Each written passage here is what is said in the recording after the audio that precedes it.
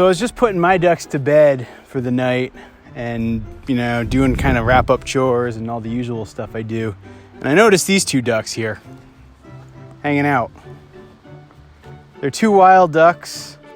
I've actually noticed these two specific ducks at least several times this year, if not more. When I was out here actually doing some other work, I actually noticed there's several wild ducks hanging out. Now it's really only down to these two. But yeah, these two have been hanging out for a while. And like I said, I'm actually pretty sure I saw them here last year as well. It really makes me happy that these ducks are trying to make my home their home.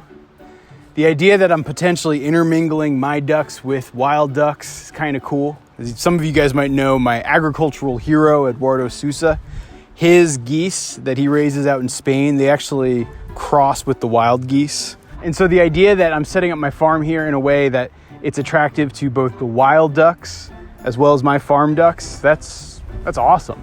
Like, that's actually what I'm really aspiring to do here. Sometimes I think people have this dream of making agriculture so that it just produces food or that it just produces profit.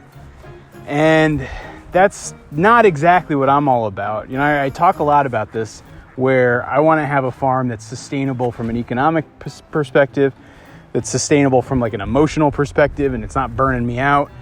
And I want a farm, though, that's sustainable from an environmental perspective too, and that everything I'm doing here is in harmony with the natural surroundings. And it's not to say that I don't waste, and it doesn't mean that I don't create enough garbage, because I do plenty of that. But it's really all about the fact that what I'm aspiring to do here is create a habitat where the food system and the food production and the economic engine that I have in here also does a positive impact to the animals and to the land that's in this area as well. Things are like in harmony and stuff. And I know some people out there are going to say that that's a pretty hippy-dippy aspiration, and it's kind of silly to think like that.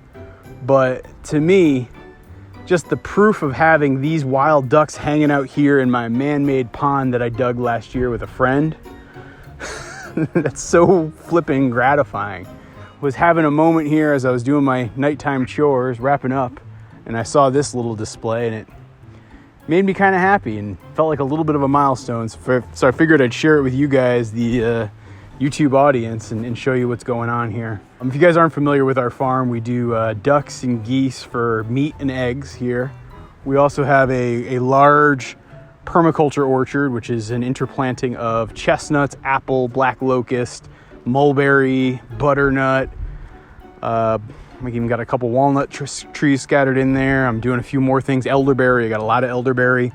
And so it's been a project that I've been working on. We bought our farm in 2016, planted the permaculture orchard, or at least the first wave of it, in 2017. I moved up here full time finally from Washington, D.C. in 2018. We got our first ducks in 2018, and really got our first geese in 2019, and turned our first profit in 2019. It was a tiny profit, like a little baby profit. We've got, 40 goslings showing up at the farm that I bought from a hatchery.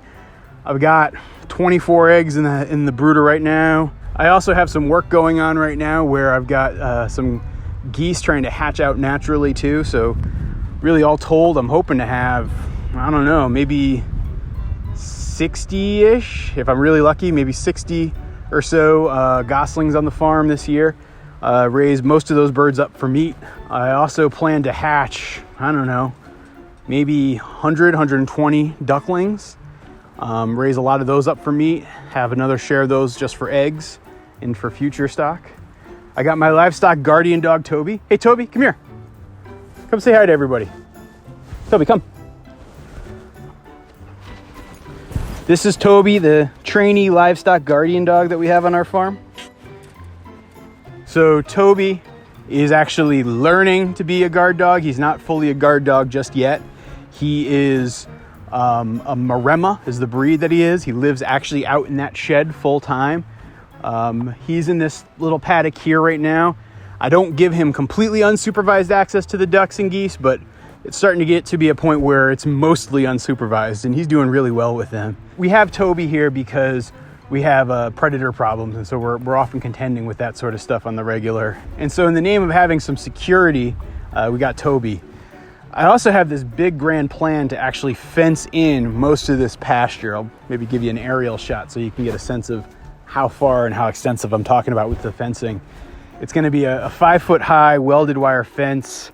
We're going to run electrical hot wires along the top layer as well, all in the name of keeping predators out. And my goal is that by the end of the summer season, I'm able to fully free range ducks and geese out here in this pasture amongst the permaculture orchard, with Toby and maybe another addition of another livestock guardian dog guarding the premises is sort of the long-term plan.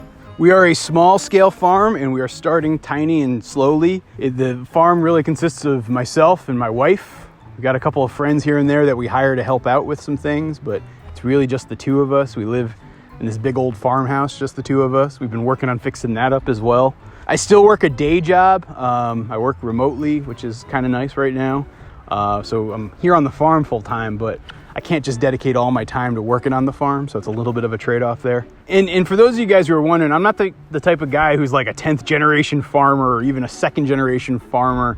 I grew up in suburbia in Connecticut, spent most of my adult life living in East Coast cities like Boston or New York or Washington, D.C. And it really was me getting to this point where I was fed up with city life and ultimately opted to move up here and live a little bit more rural existence in northern Vermont. We're actually in Vermont's Northeast Kingdom in a tiny little town called Peacham. It's about 700 people and it's pretty awesome. And so yeah, we've been here. We're working hard to try to make something of this farm. I hope to someday farm full time, but it's probably a little ways off.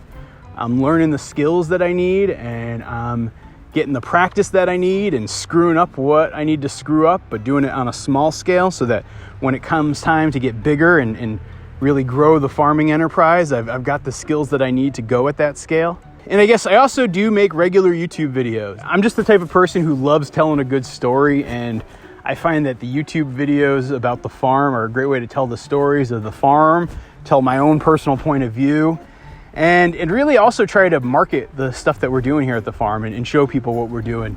My thinking is that by giving people transparency in sort of the struggle and the lessons learned that we've had with the farm, I can hopefully, number one, inspire more people to try to become small farmers, because I think the world does need more small farmers. And then number two, I can try to build a brand for my farm so that as we have farm products to sell, whether they're hatching eggs or goose birds for meat or charcuterie from geese or ducks, we have a market for it. And you guys, if you want to support the YouTube channel, you actually support us by buying our farm products. That's kind of what we're all about here at Goldshaw Farm.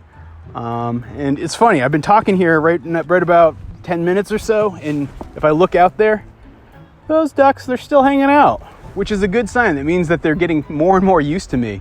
Like, they keep a little bit of a distance, but actually, I don't know if you can really see it, but that drake over there, the one in the foreground, he's sleeping right now. He's that comfortable around us. So I guess we're doing something right here at Goldshaw Farm. We make videos every Monday and Thursday. So if you guys want to check us out, be sure to subscribe, and I'll see you guys in that next video. Thanks.